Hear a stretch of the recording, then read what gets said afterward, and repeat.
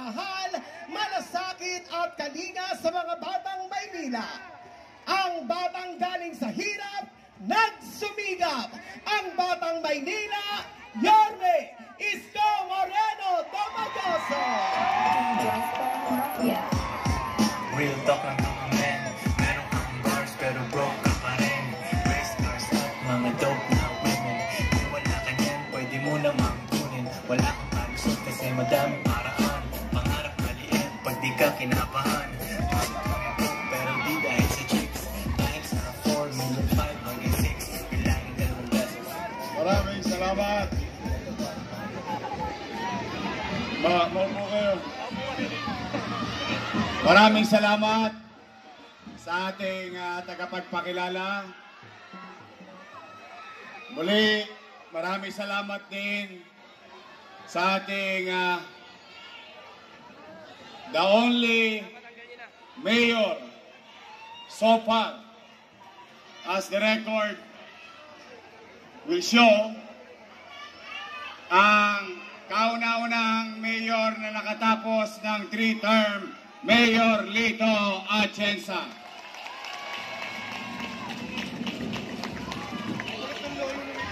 Sa atin namang ibang bisita kanina, yung representante ni Senador Bongo, maraming salamat.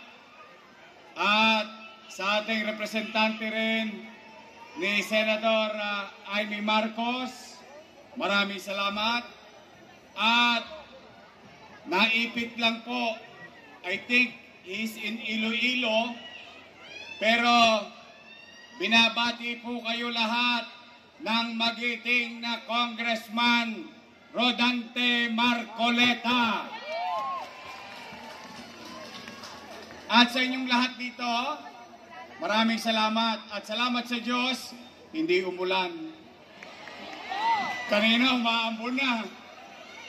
Sabi ko, pag umulan, uwi na. Ay, umulan!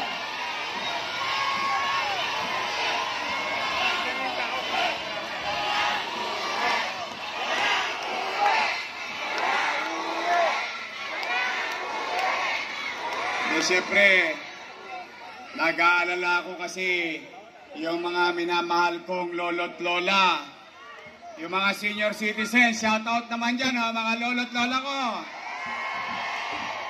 Yan ang pinaka-spoil sa akin. Ayoko kayong magkasakit. Bakit? Pag kayo nagkasakit, mapupunta kayo sa ospital. Pagdating sa ospital, nga.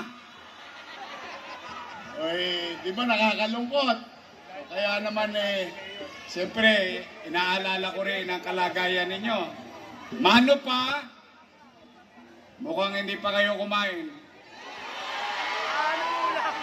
Taas ang kamay ng hindi pa kumakain. Talagang ganyan ang buhay. Lilipas din yan. Maraming salamat. Kahit na kayo nagugutom, malamang pag-uwi ninyo sa kanya-kanya nyong bahay, maraming titila po na kaldero, walang nagsaing. Kasi nandito lahat sa Moriones. Pero, mga batang tondo, matanong ko lang kayo, handa na ba kayo? Handa na ba kayo? Nako, magsipag-ingat kayo. Bumalik ka na! Bumalik ka na! Bumalik ka na!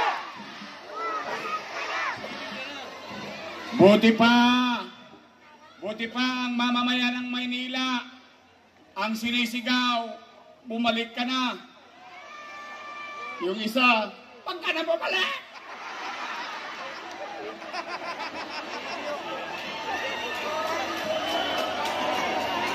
Don't panic. Hindi, ako naman, ha? Ito, kung may halaga,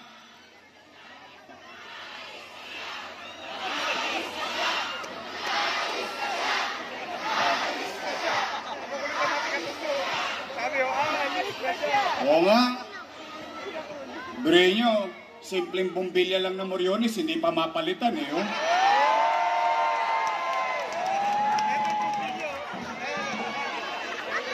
Nangamatay na yung halaman ko dyan.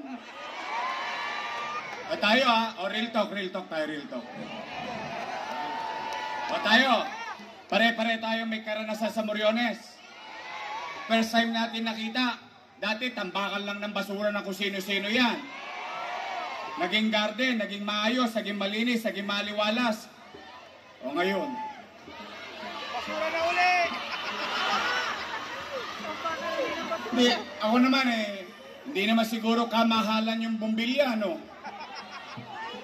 Pagka talagang ang gobyerno walang malasakit, wala talaga. Mano pa, kapag ang leader hindi umiikot, hindi niya nakikita yung tunay na sitwasyon at kalalagayan ng kanyang pamayanan at ng kanyang mamamayan.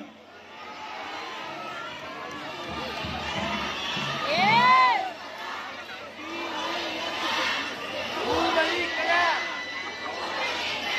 Real talk. Gusto niyo ba talaga akong bumalik?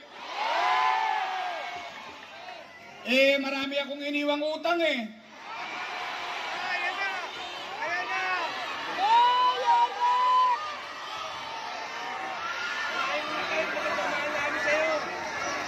Di ba sabi nila, inaraw-araw na kayo? Buruin ninyo, ako na yata ang almusal nila, tanghalian, hapunan, yung isa naman ginawa kong pulutan. Marami daw tayong inutang. O taas ang kamay na walang utang. Pakita nyo na. Pero, ako naman ha.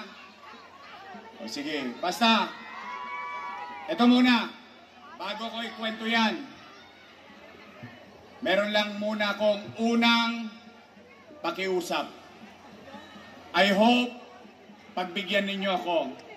Hindi naman to kabigatan. Mga nanay ko, mga tatay ko, mga lolo ko, mga lola ko, mga batang Maynila, huwag kayong papatol sa kanila. Alam ko, nasasaktan ang damdamin ninyo sa mga masasakit na salitang binibintang nila sa akin. Alam ko, sumasakit ang tenga ninyo, gusto nyo nang umuwi, pero hindi pa binibigay yung bigas, kaya ayaw nyo pang umuwi.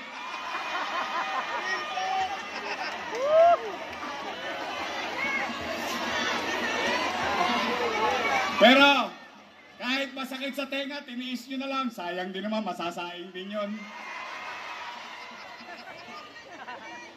Alam ko, nakarinig na kayo. I think, lahat na yata ng pinakamasamang salita, idiniskubre sa akin.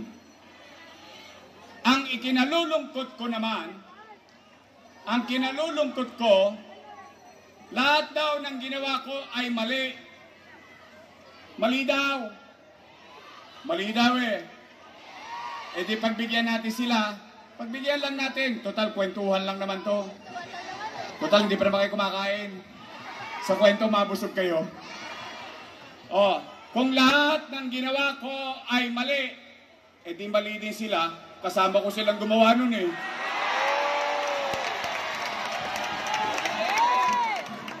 Real talk lang daw, my friend. Di ba? Tama ba? Sige. Magkwento tayo na may kwenta. Kasi sila walang may kwento kasi walang kwenta. Kita nyo, marunong ako magbara. Tingnan natin. Sige lang, simple lang natin. Kasi kahit pa paano, medyo marami-rami na to. Marami-rami na akong testigo. Bakit? Kayo, mga naparito, hanggang doon sa Kodli, hanggang doon sa Morsak, dito sa Wakali, Mga batang kisada, kayo na parito, at least, kayo, testigong buhay. At matangos ang ilong natin na may pagmamalaki sa mga kapit syudad natin. Noong panahon ng pandemya, walang nagutom sa lungsod ng Maynila.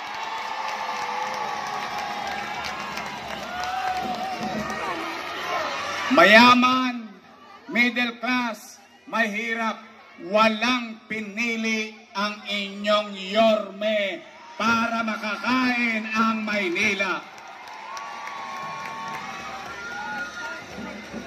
Yun ang kwento. Lagyan natin ng kwenta. 700,000 families, buwan-buwan, tumanggap ng food box. Ilagay nyo na lang sa 1,000 bawat food box. 1,000 na lang. 1,000 na lang. 700,000 times 1,000, 700 million. Buwan-buwan. Times 8 months. 8 times 7, 5.6 billion piso. Saan ko kukunin yun? Umipot ako ng ginto? Hindi. Bakit? Bakit ginawan ko ng paraan? Ano sinabi ko sa inyo? Hindi naman ako nagpubli. Kailan ba ako nagsinungaling sa taong bayan noong panahon ng pandemya? Napapanood nyo lagi ako sa Facebook. Every Friday nagre-report ako. Ano sinabi ko? Ang sinabi ko, nung magpapandemya na, nung magla-lockdown na, natatakot ang tao, baka magutom, baka mamatay. Ano sinabi ko sa Facebook? Pumanatag kayo mga batang Maynila. Huwag kayong mag-alala. Pag ako wala na maibebenta, wala na mautangan, nakita nyo tong relo na ito, ipatatas ako to kay tambunting makaraos lang tayo.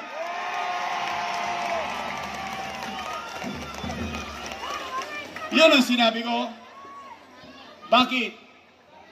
Taas ang kamay ng ama dito. Taas ang kamay ng ina dito. Taas ang kamay ng magulang dito. Real talk. Pag walang makain ng anak nyo, gagawan nyo ng paraan? Di nga. Iraraos nyo? Itatawid nyo?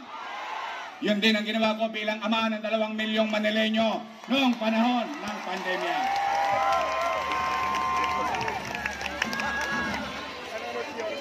Mali daw yun. Mali daw na magkaroon at shoutout sa mga batang almaryo.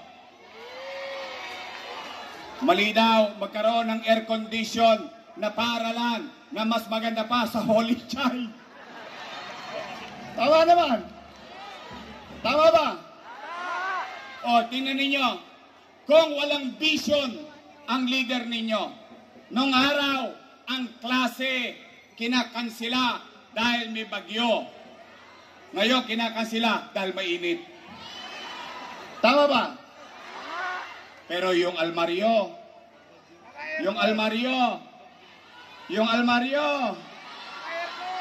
bigyan ng jacket yan. Mano pa? Yun ay simula. Mano pa? Kung ang Magat Salamat, ang Quezon, ang Tondohay, ang Isabelo, ang Perfecto, paano kung lahat ng public school air condition, katulad ng almaryo? Metro Manila, walang pasok sa gitna at tirik ng araw. Pero ang Maynila, may pasok. Aircon ang eskwela namin. Masama ba yun? Masama daw? Masama daw? Humigit, kumulang, 2,000 pamilya ang nagbago ang buhay. Bumagyo, uminit. Saan ka nakakita? Squatter lang dati, ngayon naka-elevator pa. Masama daw yun. Wala raw return of investment. Kailan pa naging negosyo ang gobyerno? Ang gobyerno ay gumagastos ng pera ng taong bayan para sa serbisyong ipagkakaloob sa taong bayan. Tingnan nyo. Matatanda na ang iba sa inyo dito. Hindi naman sa pagano. Yung iba dito, konti na lang ang birthday. Real talk lang, real talk. Pati na po ninyo. Nagkabagyo. Uminit ang araw. Yung mga pamilyang natira sa Condominium 1, Condominium 2. For the first time in history ng Maynila, nagkaroon ng condominium na pinagawa ng pamahalaang lungsod ng Maynila. Mano pa? Kung magtuloy-tuloy yun, edi lahat tayo naka-condominium na. Sana all. What I'm saying is that, ano't ano man ang aking ginawa, hinaharap ko yan sa taong bayan. Bakit? Hindi naman ako naiiya. Bakit? Pinakinabangan ng taong bayan. May nagutom ba sa Maynila? May gamot ba noong pandemya sa Maynila? Meron bang bakuna sa Maynila? Nakaraos tayo. Nakatawid tayo. Tulad ng gusto ng isang ina, ng isang ama, o ng isang magulang, mairaos niya ang kanyang mga anak. Yun ang pagtingin ko bilang alkalde ng lungsod ng Maynila. Ngayon, kung yun ay mali, hayaan ko na po kayong maghusga. Ngayon, kung naniniwala naman kayong tama ang ginawa ko, nalulungkot nga ako, yung mga dati kong kasama, nung araw, papuri rito, papuri ron, papuri kahit saan, palakpak dito, palakpak doon. Ngayon, ako na pinakamasama sa kanila. Ang tanong ko, at ang tanong ng mga taga Maynila, ano ang ginawa ninyo sa loob ng 3 taon?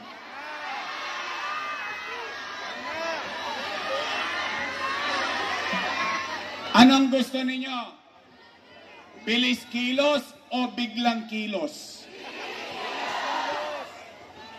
Ngayon, marami na akong natanong, but for the first time, publicly, across age, dati kausap ko lang, puro matatanda. Ngayon, tatanungin ko kayong lahat, mga taga Maynila, yung napapansin ko, dahil sinabi ko sa inyo, huwag kayong papatol, huwag kayong maninira, huwag, hayaan nyo na sila. Pagayaan natin. Pero, tatanungin natin ang taong bayan.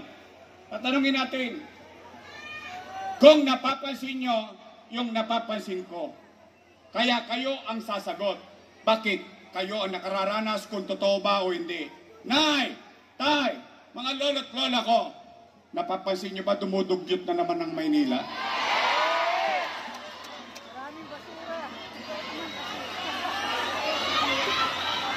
Tingnan nyo yung masinop. Tambak na naman ang basura. Ito masakit. Sinisipa taong bayan. Hindi dumating yung truck nyo. Yung truck nyo hindi kasya sa eskinita Nahirapan ng tao. Pinalitan ninyo, sakripisyo mamamayan, nangadugyot. Ngayon, totoo bang dugyot na naman ang lungsod ng Maynila? Gusto nyo bang luminis ulit ang lungsod ng Maynila? Tulungan nyo kami. Lilinisin ko ulit ang lungsod ng Maynila. Pangalawa, napapansin nyo ba? Kaliwat kanan na naman ang mga tulongges sa lungsod ng Maynila. Araw-araw na naman tayo sa lahat ng news outlet. Gabi-gabi, hold up dito, hold up doon. Isnat dito, isnat doon. Bukas kotse dito, akyat truck doon sa Arten. Ano na nangyari sa atin? Nung panahon ko, nagsialisan lahat yan. yung mga Tolonges. Nangatakot lahat yan. Bakit? Dahil noong panahon natin, may gobyerno sa umaga, sa tanghali, sa hapon, sa gabi, hanggang madaling araw may gobyerno sa lungsod ng Maynila. Ngayon, ano pakiramdam ng mga nanay? Ano pakiramdam ng mga tatay? Nangangamba. Kung yung anak nila galing sa eskwela, galing sa trabaho, pag-uwi, kung buhay pa. O baka naagaw na naman yung cellphone. O baka na-hold up. Nay! Tay! May awa ang Diyos. Sa tulong ninyo, nakabalik tayo. Ibabalik ko sa inyo ang kapanatagan ng pamumuhay sa lungsod ng Maynila. We will fix the city with its aayusin natin, didisiplinahin natin, kakalawitin ko ang lahat ng Tolonges sa lungsod ng Maynila nang makapamuhay na naman tayo ng payapa at panatag. Ibabalik ko sa inyo ang pakiramdam ninyo na habang natutulog kayo sa peligro de ora, nasa isipan ninyo, alam ninyo, mahimbing ang tulog nyo dahil iniisip nyo, si Yorme, alauna na madaling araw, nasa kalsada pa. We will bring back order in the city. We will put it in right perspective. We will be competitive again. Nung umalis ako, nung sinimulan ko ang Maynila, we are number 16. Nung umalis ako, number 3 na tayo. Ngayon, number 16 ulit. Kaya, pasensya na kayo. Nagkamali ako. Nagkamali ako sa inyo. Patawarin niyo ako. Ang akala ko, hindi ko alam kung akala niyo rin. Akala ko itutuloy na lang niya yung ginawa natin eh. Binago-bago pa. Ngayon, total, tayo-tayong lahat at hindi raw tayo nakatulong sa kanya. Sa interview niya, hindi raw tayo nakatulong. Total, tayo naglagay sa kanya. Samahan ninyo ko, alisin natin sila lahat sa City Hall.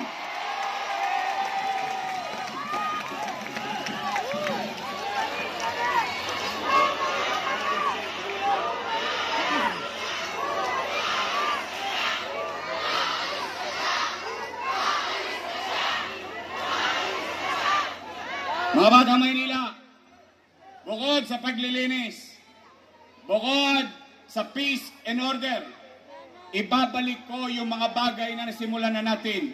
Minimum basic needs, healthcare, education, housing, and jobs for the people of Manila. Kaya, ulitin ko, sigurado ba kayong gusto nyo akong bumalik?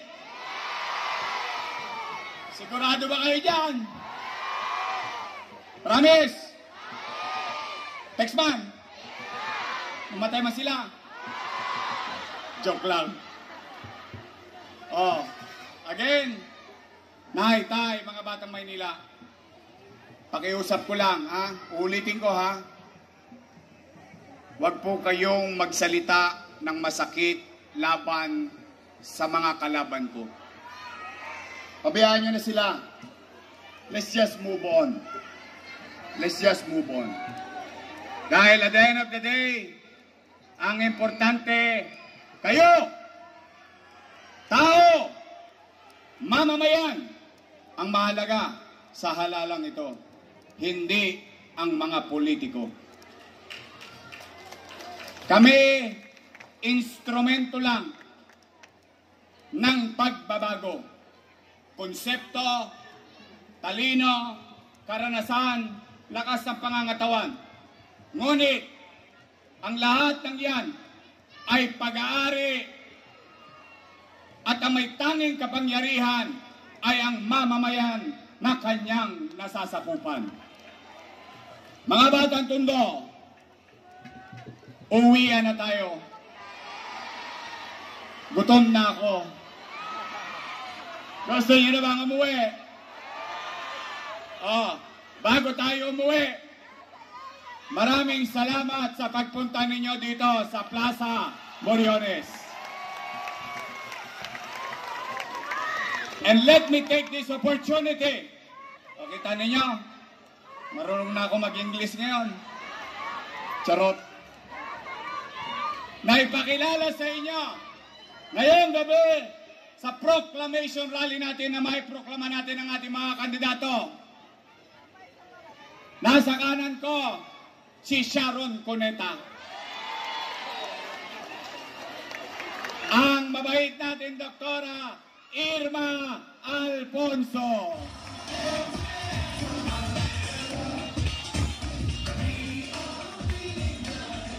Ito naman, tatay niya pa nakasama ko.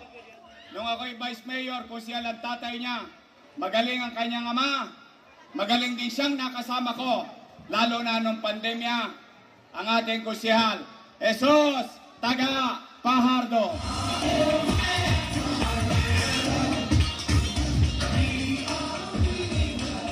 Unang takbo pa lang niyang chairman, kasama niya na ako. Naniniwala ako sa kanya noon, naniniwala ako sa kanya ngayon, at patuloy ako maniniwala sa kanya. Bobby Hernani.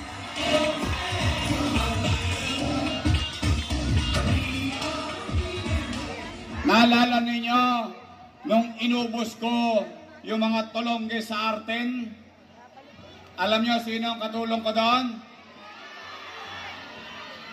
Batang Tondo rin. Taga rito rin sa atin. Ang ating minamahal na magiging kusyal, Colonel John Ibay.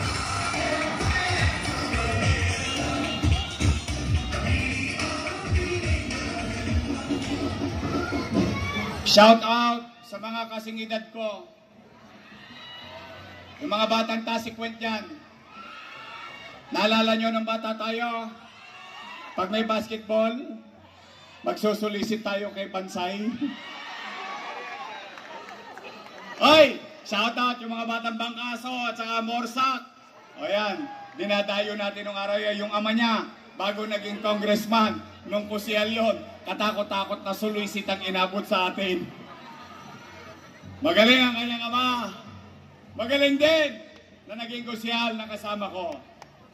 Matigas pa. Kaya pa.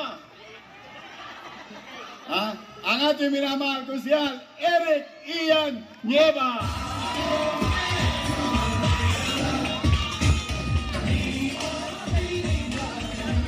Noong dumating si Christine Reyes kanina, napansin ko yung mukha ni Ian.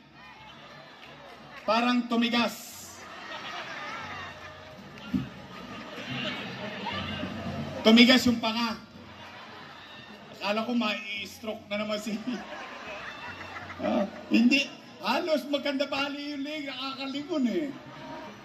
Ang ating minahal. Palakpakan ulit natin. Eric Ian Nieva.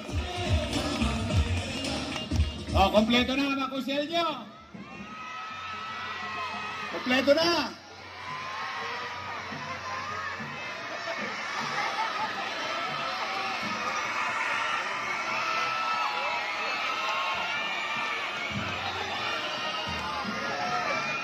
Pinabili lang ng suka ng nanay niya yan eh. Papo ka na. Ito papaalala ko lang sa inyo. Noong 1998, binoto ninyo akong kusihal. 23 anyos din ako noon. Ngayon, tasi kwenta ako. Pero salamat sa inyo. Kahit sa murang edad, binigyan ninyo ako ng pagkakataon. And I hope, hindi ko naman kayo ipinahiya. Kaya naman, ito, 23 anyos din. Sino mas gwapo sa amin? Umayos kayo na sagot. Ako pipirma ng ayuda. Charot. Bigyan natin ng pagkakataon. Ayan natin siyang matuto. Kasi nung araw, reklamo na reklamo yan. Alam nyo bakit? Ano nireklamo niya? Papa, why you come home so late? Always. Hindi ko naman may paliwanag sa kanya.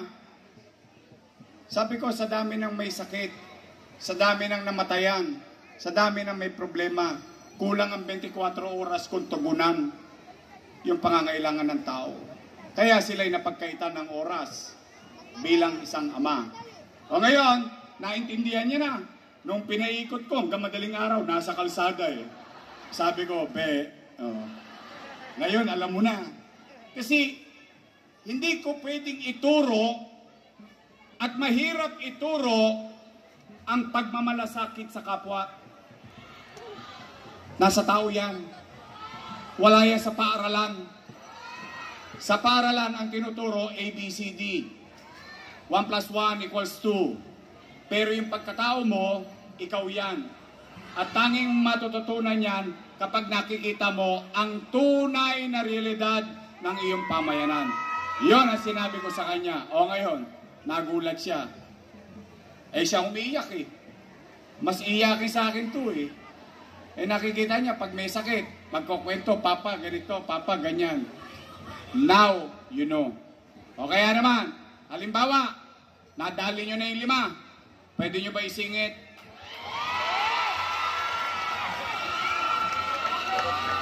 Isingit nyo na yung anak ng misis ko? Joaquin Dumagoso!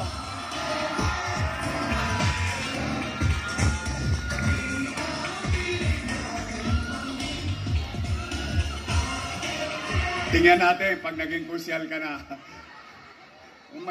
Mahirap talaga maglingkod sa bayan. Talagang hindi yan naipapasa, hindi yan natuturo. Kailangan nasa iyo yan. So, mga taga-Tondo, eto naman, binata pa.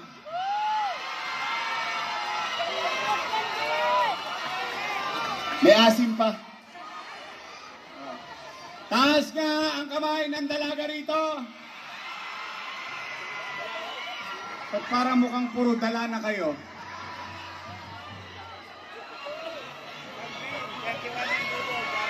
Nanay, Ernix, minirereto sa iyo si Nanay. Magaling na congressman, at least, hindi ako napahiya sa kanya. Dito rin, 2022, nung sinabi ko sa inyo, bigyan nyo ng pagkakataon. At least, kaharap ko kayo ngayon, masasabi ko, proud ako sa kanya. Ang ibabalik natin muli na Congressman, Ernix Generation!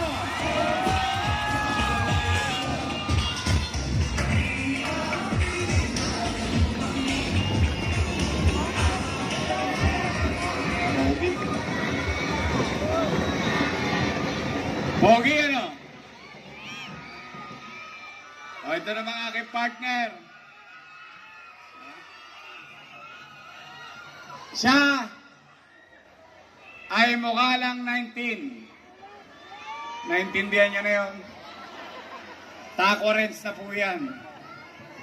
Graduate ng Lasal. Graduate ang kurso Political Science. So she knows, alam niya, ang trabaho ng gobyerno at pagiging presiding officer ng Sangguniang Panglusod. Siya ay graduate ng Lasal, pero daig ko siya. Ako, graduate ng Ateneo.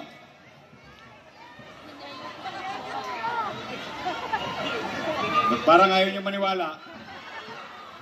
Palibasa, marami akong kaklase rito, no? Ako ay Ateneo. Ateneo de Tondo. Tondo High School.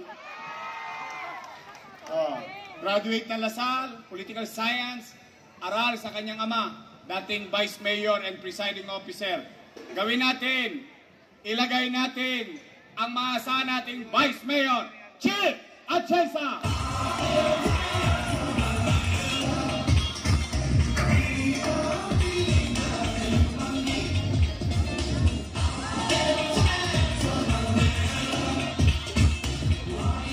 Ngayon naman, mga nanay, tatay ko, ito yung pangalawang pakisuyo ko. Kanina, yung nauna, yung huwag kayong maninira, huwag kayong magsasakit ng damdamin ng iba, hayaan na natin sila, we move on with our lives. Ito yung pangalawang pakisuyo ko. Pwede ba? Ulitin ko muna. Gusto niyo ba talaga ako bumalik? Then, bigyan ninyo ako ng mga kasama. Dahil gusto nyo bang bumalik ang gobyernong mabilis kumilos? Hindi ko nagawa yon ng ako lang mag-isa. Kaya nga ako nalulungkot eh. Yung mga kasama ko, dating kasama kong gumawa ng napakinabangan ng tao, ngayon daw ay mali. Pero nandiyan na yan. O ngayon, pwede nyo ba akong bigyan ng mga kasama? Pwede? O ito ha, usapang kalye na lang. Pwede ba pa-arbor? Pa-arbor lang. Isa lang ang arbor ko. Pwede ba? Your Miss Choice straight. Weh.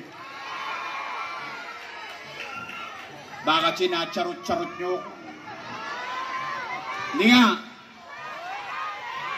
Straight. Promise. Hoy, mga taga-Tondo. Pagtapos ng eleksyon, bibili ako ng dibidendaso.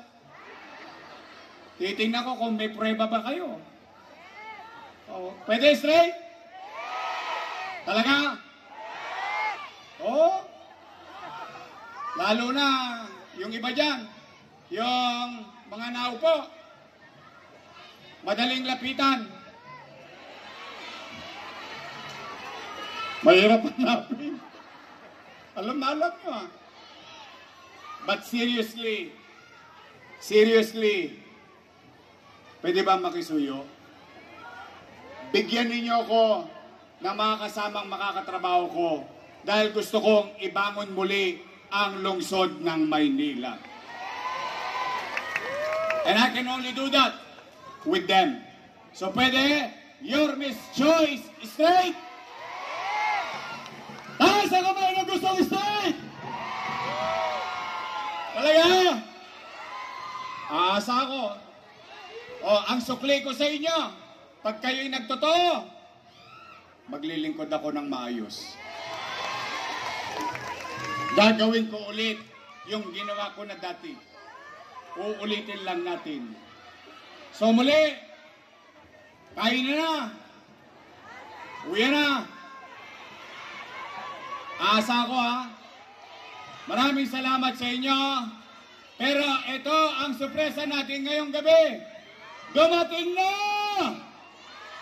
Dumating na! Dumating na si Senator Amy Marcos!